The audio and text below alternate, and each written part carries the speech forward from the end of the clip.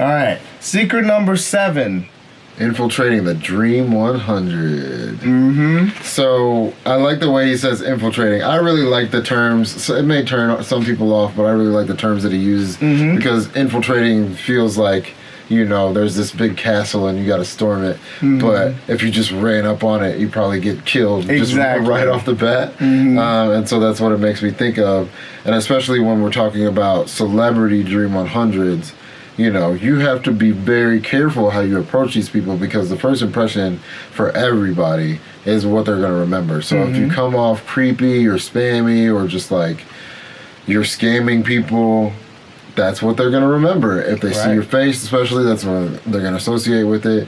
And just your behavior in general is how they're going to look at you. So infiltrating is not a sneaky way, but taking your time and being intentional on how you approach people in your Dream 100. I agree. So one of the things that they start off with in secret number 7 to explain how you can reasonably do that is to find the channel where you can be the star, then build your show there.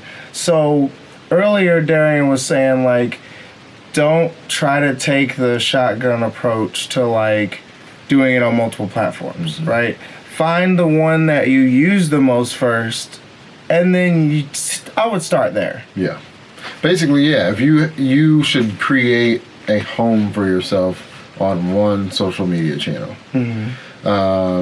It could be, or you can participate on other ones. And you can participate on other ones, but where you put content that you create, you produce, make sure it easy for yourself, and make sure, it's just focused on one channel, just because it'll make it easier for you in creating the format with the platform's intention in mind. So we'll talk about that in later sections, but each platform that you use has a purpose, right? They were all founded for a certain reason, and so you should make content that fits in with that so that those platforms want the content that you are creating, and then they will also possibly start to prioritize it for you. Exactly. And a really good thing that they do in secret number 7 is they explain how, and this is important to the next whole section because the next entire section covers the details of what secret number 7 kind of leans into. So it starts to talk about how all of the previous forms of communication have modern day applications. And then they go even further to kind of associate how they apply to what we currently use on a daily basis and we don't think of as these various forms of communication. Yeah. I mean, they give various examples like direct mail that to your house is email now. Newspapers are blogs now. Sitcoms, talk shows, and reality TV shows are YouTube, Facebook, and Instagram. And that's even respectively according to the book. I mean, and I'm telling you, the next whole section is pretty awesome if you're a social media specialist or if you're like somebody who's conscious of social media. But anyway, it gets me excited thinking about it. It even talks about how when you're thinking about creating your own show, because at some point, like I said, you will have to broadcast yourself. Think about Facebook as where you would put your talk show. Radio would be a podcast. The sitcom you would put on YouTube. Reality TV you would want to have on Instagram because it's like short and you want to have it sort of real time. And then newspapers would be your blog. So think about what you interact with most. If you mostly read newspapers, do a blog. If you love reality TV, think about Instagram being your social media home. If you love sitcoms, think about YouTube being your home. If you love the radio, think about doing a podcast. And if you love talk shows, think about being on Facebook as your home.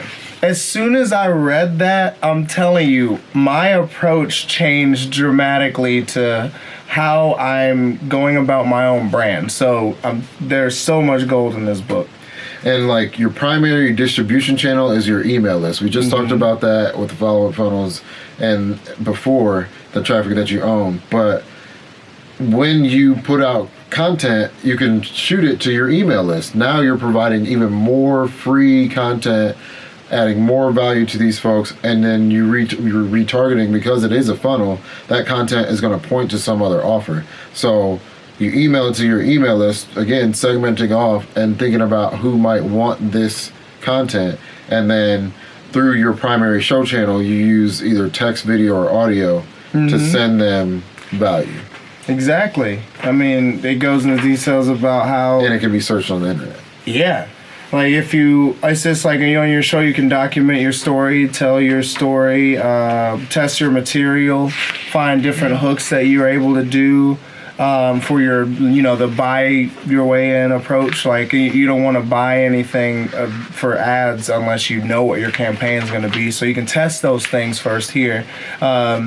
In Russell's podcast, he documents his journey in real time, pretty much to give people an idea of what he's doing. Marketing secrets. Check it out. There's an app for it. I have the app, but I haven't looked at it yet. Yeah. I gotta be honest, but yeah, we'll look at it. Yeah. But as you create your own show, focus on converting the traffic that you earn to traffic that traffic that you earn and control to traffic that you own. Yeah. That's infiltrating the Dream 100 in a nutshell. And then in the next whole section, it's gonna be game on game. And we just gave you the game about where to be if you like certain types of media, and like what Jelani was talking about is starting your show. If you want to infiltrate the Dream 100, you're gonna have to start a show. I'm sorry, you will have to be or find an attractive character for your brand that can be part of a show. And then putting it all together is really just about taking the first steps to creating your show. And then we'll get into section number 2, which is about filling your funnel. And the frameworks that they put in there about how to do your show on Instagram, how to do it on Facebook, how to do it on YouTube. There's so much game here. It's like... It's so dense, man. It's unbelievable. They talk about Instagram strategies, Facebook strategies, Google strategies. Podcast strategies. All kinds of stuff. So I just want to thank y'all so much for tuning in to Market in Darkness. Man. This has been excellent. We're covering traffic secrets. And we're going to keep covering it for the next couple of episodes. Stick around for this. And then after that, I think we're going to get into 1 million followers or maybe 80-20 marketing. We'll see where it lands, but we're going to continue to dive deep into the marketing, because really that's how to have a successful business, is to market your product well. If you have a good product and a remarkable product, which we'll talk about Purple Cow at some point, then you just got to find your people, and the marketing is where that happens. And Traffic Secrets is one of the biggest books for that, but we'll do all the books that we found that are helping us find traffic. Sure. So if you want us to cover any literature, hit us up in the comments section and let us know what you'd love for us to cover. Yeah. If you got any books you want us to read, and maybe want to read along, let us know in the comments. Exactly. And until next time, it's all about the level up.